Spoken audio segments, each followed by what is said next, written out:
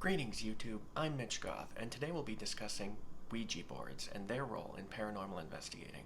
There's a lot to be said about Ouija boards, and not very much of it is positive. In the paranormal field today, there's just this huge groundswell of voices decrying Ouija boards, calling them evil, and saying they could invite demons into your life.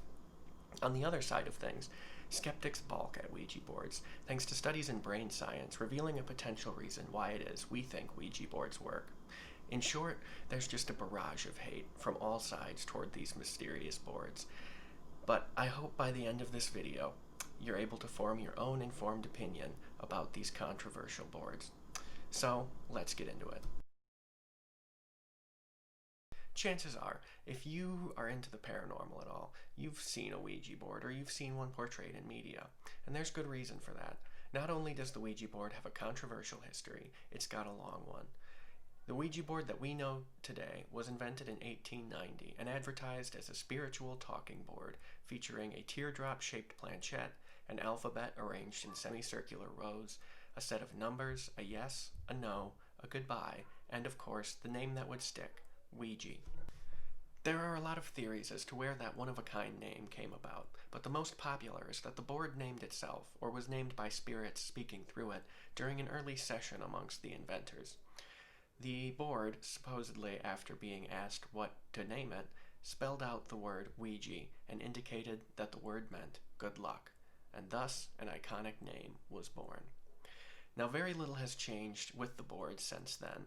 It's operated with the planchette, with the user's fingers going onto it, and then, supposedly, spirit energies move the planchette across the board, finding letters, words, and numbers to provide seamless communication with the spirit world. Unsurprisingly, since its inception, the Ouija board has gotten flack from religious institutions and Christians in the United States, claiming that it's a connection to Satan, connection to demons, and an invitation for malevolent spirits. And that certainly peaked up in the Satanic Panic era in the latter half of the 20th century, and that, conveniently enough, takes us into our next section. For years, the Ouija board has been on the receiving end of some intense vitriol over its supposed powers. Christian religious communities in the early 20th century, really looking to undercut mediumship and spiritualism common in the United States in that era, took aim at the board as a form of mediumship forbidden by scripture. But then, in the 1970s, films like The Omen and The Exorcist came out, kickstarting a whole new wave of anger towards these boards and that variety of spiritualism. Now it wasn't just a matter of going against scripture, it was a matter of letting Satan into your soul. From the 1970s through to the 1990s, a movement known as the Satanic Panic rolled through the United States. Now, it's too much to cover here and definitely deserves its own video, but essentially what the Satanic Panic was this gripping fear that rolled through American communities that satanic cults were proliferating around them, performing sick rituals and infecting society through things like music, movies, and even supposed board games like the Ouija board. And while the Satanic Panic likely contributed to a boom in interest in the paranormal community scene in that era, it also did its share of lasting damage on things like the Ouija board, which is now tethered closely to this supposed power to summon demons directly into your life. Now, we won't get into the debate here about whether demons truly exist or not, because regardless of where malevolent spirits source from precisely, they'll always be around in some way, shape, or form. And more importantly, they will always be the reason that many in the paranormal community stand by their stance that Ouija boards invite those spirits directly into your life, and for that reason are not safe to use. A good comparison, I think, is sort of like leaving your front door wide open overnight. While you may not have specifically invited burglars in, you left a big, large sign that your home was open to being robbed. And that is essentially what Ouija boards do with spirits. And when it comes to Ouija boards, the door that you prop open might not be very easy or even possible to close. Reports of negative experiences after Ouija board use are endless today, and it seems like more come up all the time. People report that the haunts in their homes get worse, kind or indifferent spirits become malevolent, and some new spirits even start coming up out of nowhere, while others claimed that spirits that are summoned through these boards can attach themselves to the users, sometimes forever.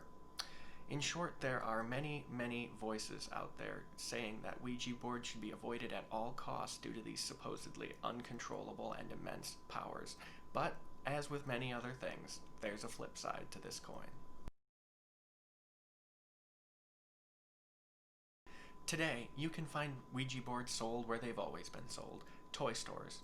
Hasbro is the current owner of the Ouija name, and just like many other things that Hasbro sells, you can find branded or specialized versions of it meant to be merchandise, like this one for Netflix's Stranger Things. Kinda undercuts the whole spiritualism part of it, doesn't it? And I'm quite certain that that's the point. You see, despite the bad reputation that Ouija boards have among the paranormal community and the religious world alike, many see it simply as a parlor trick, something to be easily explained away with just a dash of brain science. To the world of skeptics, Ouija boards can be explained away simply with the ideomotor phenomenon, which is when the brain unconsciously instructs muscles to move, and that can result in fingers moving a planchette across a Ouija board, even if the user truly doesn't believe they're the ones moving it.